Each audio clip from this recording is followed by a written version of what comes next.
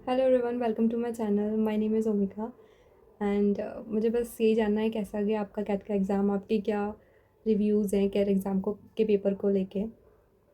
Because ऐसा बहुत ज़्यादा मैंने रिव्यूज़ चेक करे हैं और बहुत ज़्यादा रिलेटेबल लग रहे हैं कि पेपर वाज वेरी डिफ़िकल्ट। और मेरा स्लॉट 3 था, बट मैंने जहाँ तक रिव्यूज़ देखे सारे ही स्लॉट्स डिफ़िकल्ट आए थे, स्पेशली डीआईएलआर। तो if you are my subscriber, आपको पता होगा कि मैं तो प्रिपेयर नहीं कर रही थी कैट के लिए, बट मैंने फॉर्म फिल कर दिया था, so we had to appear. और 2 दिन पहले मेरी तबीयत बहुत ज़्यादा ख़राब हो गई और अभी भी मुझे फ़ीवर है, बट मुझे वीडियो बनाने का मन था तो मैं बना रही हूँ। सो तो इनफैक्ट मेरा लास्ट स्लॉट था जिसका गेट क्लोजिंग टाइम 4 बजे का रहता है। 3 बजे मैं बेड पे रेस्ट कर रही थी कि मुझसे नहीं हो पाएगा, मुझे नहीं जाना है। घर पे मना कर रही थी मुझे नहीं जाना है पेपर देने, मेरी बॉडी नहीं मतलब उठ पाएगी और जा पाएगी। आई थिंक वो एक साइन था कि रहने दो बेटा, मत जाओ पेपर देने, वैसे भी कुछ नहीं होना है। बट फिर भी गए कि नहीं नहीं, पेपर देने में क्या है, जितना हो उतना करके आना। तो मे बी यूनिवर्स का साइन था कि रहने दो, कुछ मतलब नहीं है क्योंकि पेपर कुछ तो भी आने वाला है। बट स्टिल मैं गई। मुझे जो पेपर देख के लगा, पहले मुझे लगा कि मैंने एक भी मॉक नहीं दिया था कैट 2025 का, एक भी, बिकॉज मैं ऑलरेडी एमबीए कर रही हूँ। तो मैं उस कोर्स में इतना बिजी हो गई कि मैं कैट को टाइम नहीं दे पाई, इसलिए मैंने फॉर्म भरने के बाद पढ़ाई नहीं हुई और यही रीज़न था। तो मुझे पर्सनली लगा कि शायद मैं पढ़ी नहीं और मैंने मॉक भी नहीं लगे और इतना भी नहीं करा कि मैं फॉर्मूले रिवाइज़ करके चली गई। नहीं, मेरी तबीयत 3 दिन से इतनी ज़्यादा ख़राब थी कि मैं कुछ भी नहीं करके गई।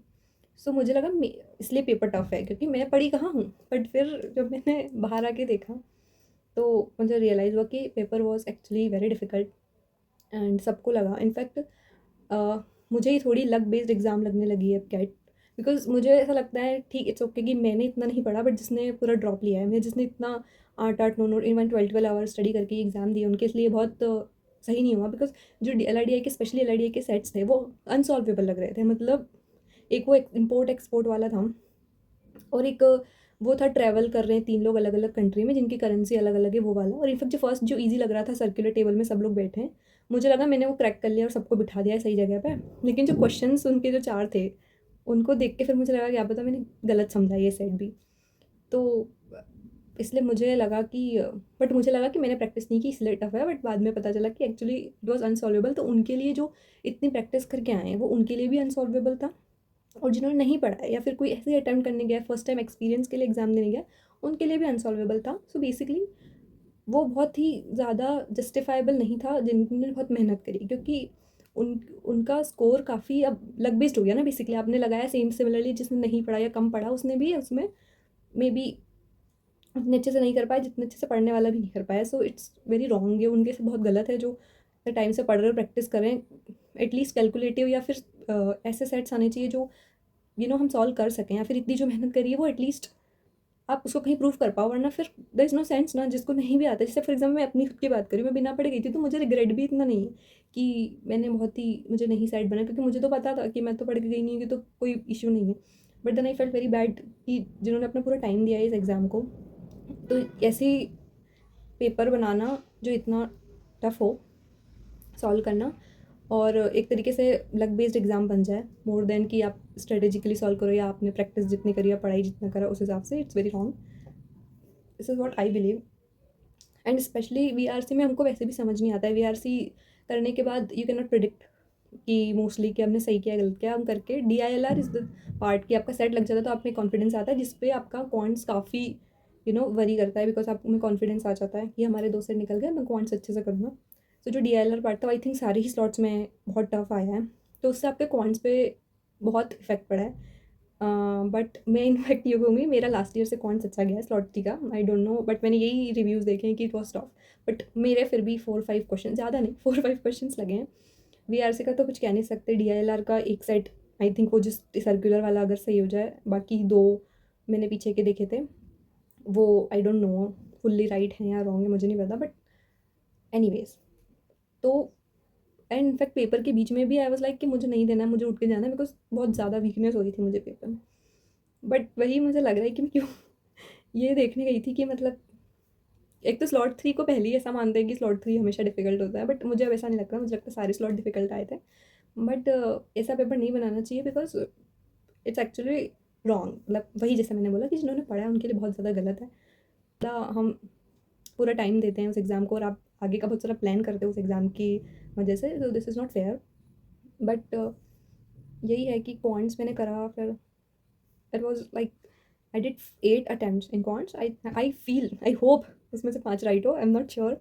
But DILR was tough. But मुझे पूरे टाइम पेपर में यही लगता रहा कि मैं पढ़ के नहीं आई हूँ या मैंने तो कुछ मतलब मॉक्स ही नहीं लगाए इसलिए मुझे नहीं आ रहा है। But then I when I came out and check the reviews and even videos on YouTube, तब मुझे रियलाइज़ हुआ कि actually it was tough and it was to me I feel like it was a luck based exam. इसलिए मेरे लिए तो ठीक है, बट जिन्होंने पढ़ा है उनके लिए थोड़ा अनफेयर लगा मुझे। आई डोंट नो, अब जो भी नॉर्मलाइजेशन हो गया सब सही ही आएगा, but still it's not worth it giving the exam. But what I want to say is कि इट्स ओके, आपका मेरा बुरा गया, आपका बुरा गया, सबका ऐसा गया, तो वही नॉर्मलाइजेशन होगा मे बी।